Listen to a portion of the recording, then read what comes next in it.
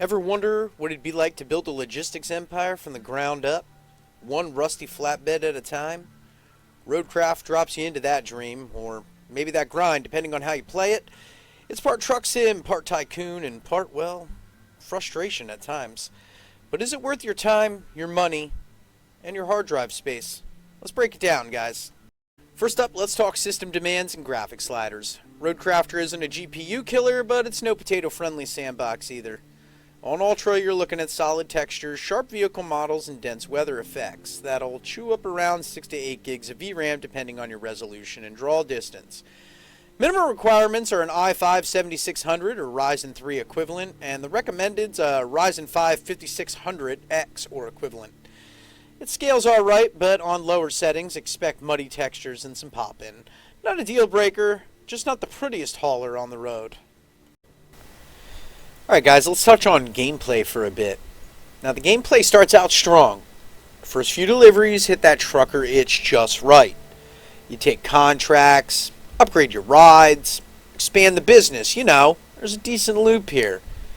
And for about the first 5 hours it's genuinely satisfying. But here come the potholes. No pun intended.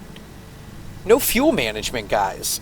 You're hauling across counties and never need to gas up? It totally killed the immersion for me. Even an arcade toggle would have added some depth here. Also, there's sort of shallow business management. Hire drivers? Well, kind of. Expand your company? Barely. There's no economy to manipulate, no pricing strategy, just a list of jobs to go out and do. Some might like this, others might want more of a business management aspect, and it's just not here. No vehicle damage either to speak of. Hit a guardrail at 80? Your bumper doesn't even blink. That's just lazy in today's gaming world. AI pathfinding issues, which I'm sure will be ironed out, but as of now your drivers get stuck on bridges or just stop moving for no reason. It's 2025, not 2005. That stuff should really be ironed out. One thing I would like to see also added is fleet management. I would like to, instead of having unlimited spawning AI trucks that deliver goods, you buy those trucks 1, 2, 3 at a time, and they are your backbone, and you have to manage and repair those and upkeep them.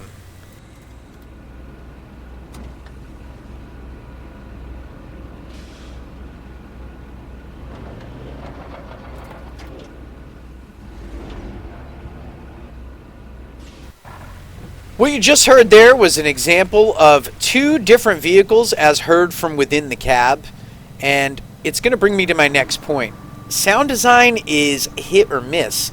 Engines have some grunt, and you get some decent reverb in the tunnels and storms, but it gets repetitive quick. Cab ambience is minimal, and outside world noises like wind, gravel, or rain feel more like an afterthought. No radio system either, which is a real missed opportunity. Little FM static goes a long way in a trucking sim. Alright, now let's talk looks. At a distance, Roadcraft kind of fakes it till it makes it.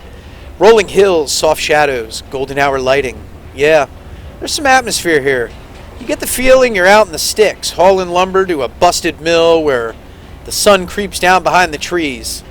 It wants to look good. Cab interiors are serviceable. You've got working mirrors, basic dials, and a dusty old truck feel, but don't expect CSC level detail. There's no grime buildup, no bobbleheads, no real sign of life inside. It's like someone vacuumed the soul right out of the dashboard. Up close, though, it gets a little PS3 in here. Textures are flat, grass is cardboard. Buildings look like Unity asset flips from 2013. Towns are copy-paste ghost towns. Same diner, same gas station, no pedestrians, no trash, no signs of wear. Everything's just there.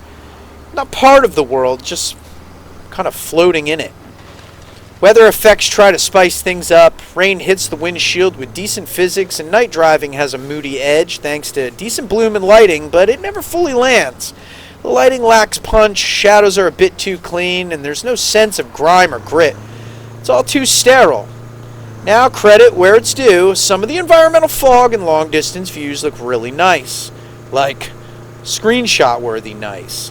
Gives you this illusion of immersion, right up until you drive past a pixelated bush and remember the game's running on duct tape and hope.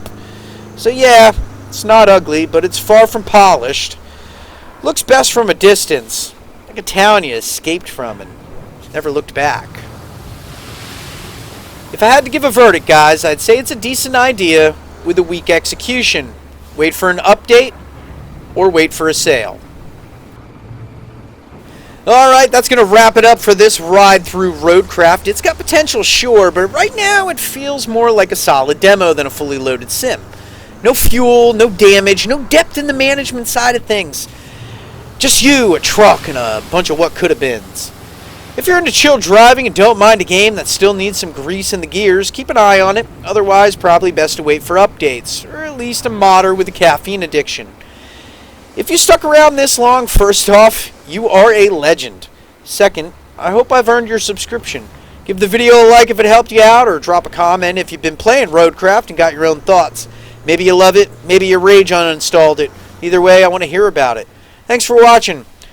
This has been the video game viewer, the guy behind the wheel, the mic, and probably the AI controlled stuck in a ditch back there. See you in the next one.